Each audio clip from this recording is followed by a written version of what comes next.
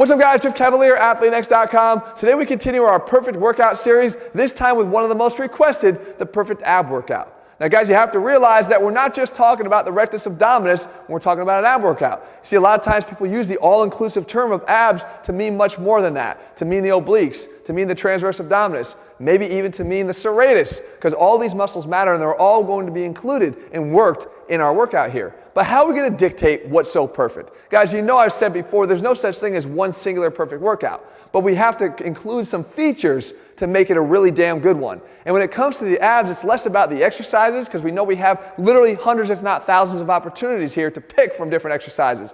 It's more about making sure we hit the main function and to make sure that we actually hit the main sequence of how we want to train these muscles. I'll start with the sequence. When you're training your abs, because the bottom-up movements tend to be heavier and harder because the weight of your legs is always going to be more difficult than lifting your torso, you want to start with those when you have the most energy. You're going to find that if you save your lower or bottom-up movements towards the end, you're not going to get as much out of them. So we work in this particular sequence that's going to work its way all the way through both variations of this workout. That's right, I said both because I'm going to include a beginner and a more advanced version of these workouts because I know people are at different levels that want to follow this. As a matter of fact, to make it even really easy, I'm going to include the use of just a band and a pull-up bar, so even if you're doing this at home, you're not going to have a hard time following along.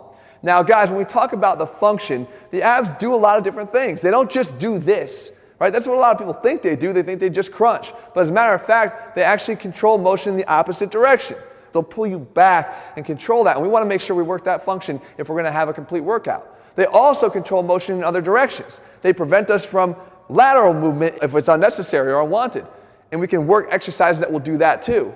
They'll also prevent rotation. Matter of fact, we can stay right here in the middle and have someone push our arms left or right and not have them go anywhere, and the main function there is going to be attributed to the work of the abs and the obliques. We also know that they can control rotation. They can let it happen, but happen under your control. As a matter of fact, they can become main drivers of rotation, explosive, powerful drivers of rotation. And any workout that overlooks this aspect of it isn't doing its due diligence. So we want to make sure that we include that function as well. We're going to include all the proper functions and hit them in the right sequence and go through all the anatomy here so you guys understand what it is you're trying to accomplish and actually get a peek at the muscles that are doing the job for you.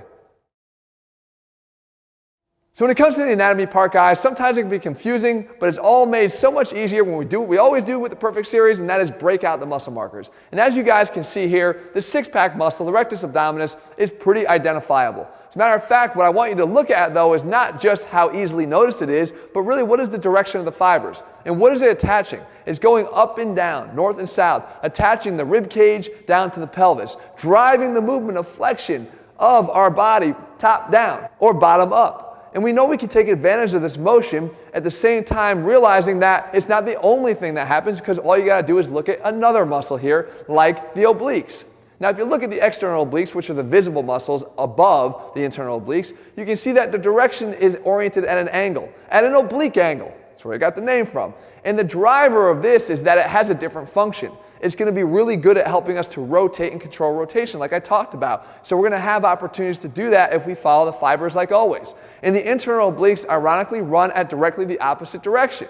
But it does the same thing. It's controlling rotation in another way, again working in concert with the obliques on the other side to produce some really magnificent things when it comes to rotation.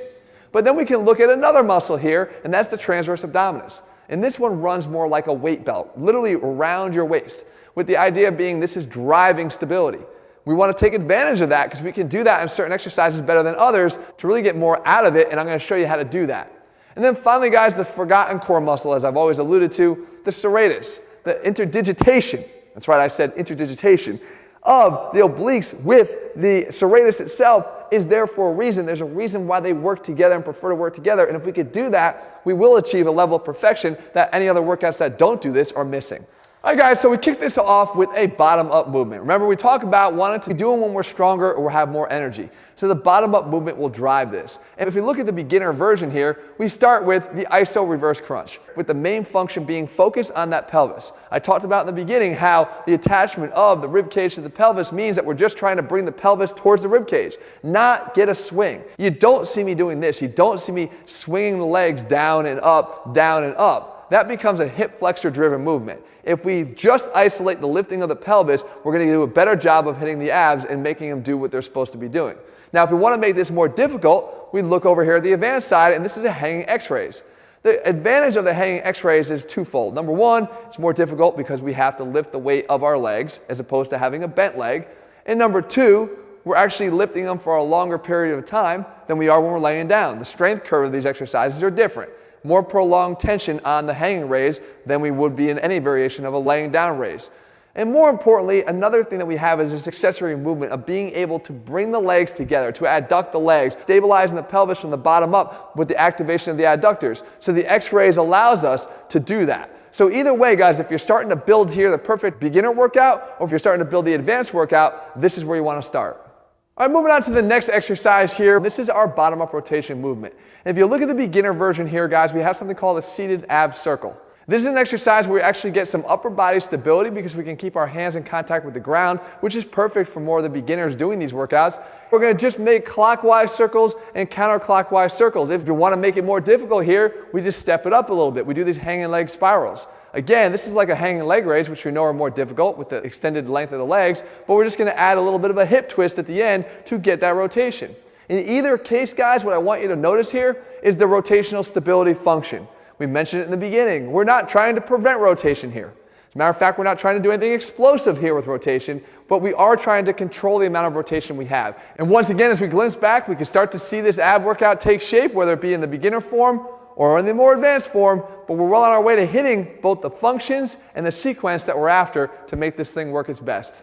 Sticking with the rotational theme now, we're moving up to the obliques. And again, this is where I like to situate these muscles when it comes to the entirety of the workout. If you train the obliques too late, once again, I feel that you wind up feeling too fatigued to actually do them well. So what we want to do here is at the beginner level, perform this recliner elbow to knee tuck. The main thing to focus on here is the function. We're driving rotation here, and we're driving it in the direction of the fibers of the obliques. Remembering that both the internal oblique and the external oblique are going to work together to drive rotation in one direction, and the opposite pair are going to drive rotation back in the other direction. As we move on to the more difficult version here for the advanced, now we're looking at something called the tornado chop. And this is where we're going to first utilize the band with the hanging pull-up bar. Because what we want to do here is add some resistance, driving the band down into the side. Again, creating rotation. The idea being no matter what you do for your obliques, guys, you better be twisting or moving in some direction, left or right, if you really want to be hitting them the hardest. This is a great opportunity, and as we build out these workouts, yet again,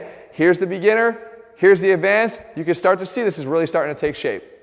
All right, now we start to move on and start to transition away from all the bottom-up driven movements into some mid-range movement, because we're still involving the bottom-up, but we're combining with some top-down motion. And you can see here at the beginner level, we're doing something called the opposite side elbow to knee. Now this is a variation of the plank. You guys know that I'm not a huge fan of a plank when it comes to using it as just an exercise that's more remedial. If we know that we can hold the plank for 2, 3, 4 minutes, then you're not doing a hard enough version of the plank. This is the first place that I would have a beginner step up to, because what we're doing here is challenging some rotational stability, of course, and that anti-extension component, that function of the abs to prevent our low back from caving in when we do lift 2 points of contact off the ground. And if we want to do this to the advanced guys, we're going to move the top down and the bottom up, but we're going to do them at the same time, and we're going to actually add a little bit of a twist to it with this scissor V-up. Here we're just trying to keep the leg scissor going and the V-up going at the same time. This is actually a little bit easier than it looks because the top-down motion is going to help to shorten that lever arm of the legs in relation to the torso, but don't be fooled, this is not easy. But it is doable, especially at this point in the workout. And as you see, once again, we keep building out these workouts here. Again, no matter which one you're following, guys, this is a challenging workout, but it will be rewarding, I promise.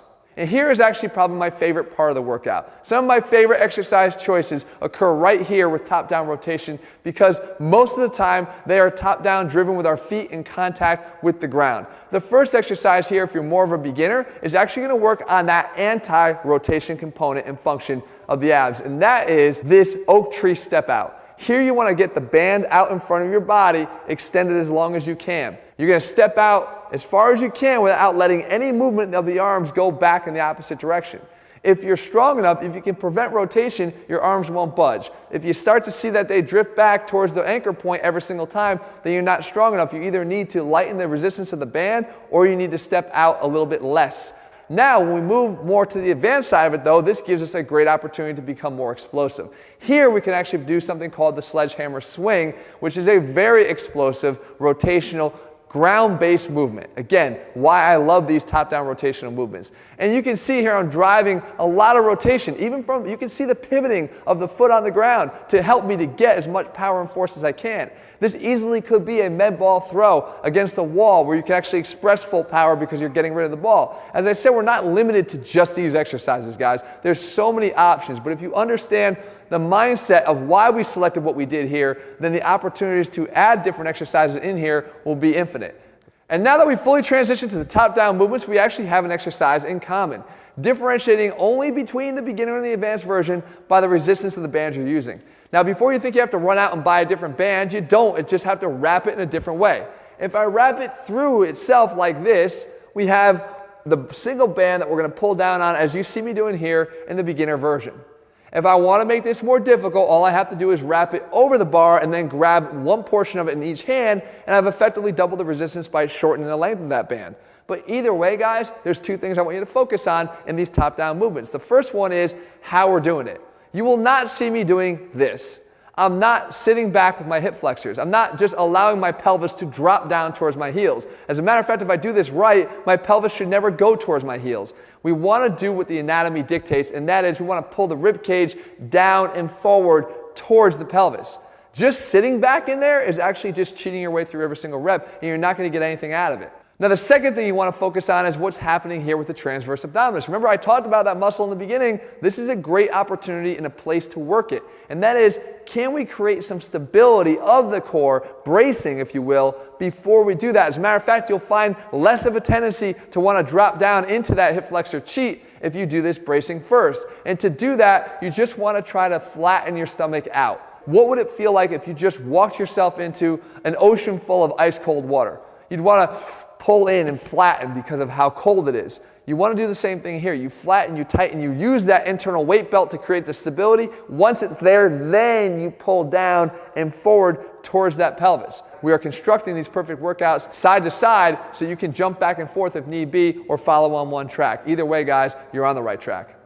And finally, guys, where most ab workouts will be over at this point, ours is not quite there yet. We've got one more exercise, and that is we want to work the serratus. I talked about its involvement and integration with the obliques and why we want to do it. As a matter of fact, it was part of our Holy Trinity when we talked about this in a previous video. The fact is, guys, we can do this pretty easily. If you're a beginner, I want you to do this exercise here called the plank push-away. And what we do is we get ourselves once again in that plank position, but not to do planks, to do something more, and that is we're going to drive our forearms down into the ground, get the shoulder blades to be separated. Start with them pinched together and separate them as far as you can by protracting them, by pushing through the forearms into the floor. This you will feel will activate the muscles right there in the serratus that will create some stability of the shoulder blades as they relate to your entire rib cage. That is important. That is a function of core stability. So we can work that here and at the same time help to develop the muscles that are going to be clearly visible as they work together with the obliques. If we want to make this more difficult, we can do this plank punch out. As I punch the band out and away from my body, it's that extra push. Don't just get it out in front of you. Push out in front and then another 2 or 3 inches. And you'll really feel that serratus doing the work.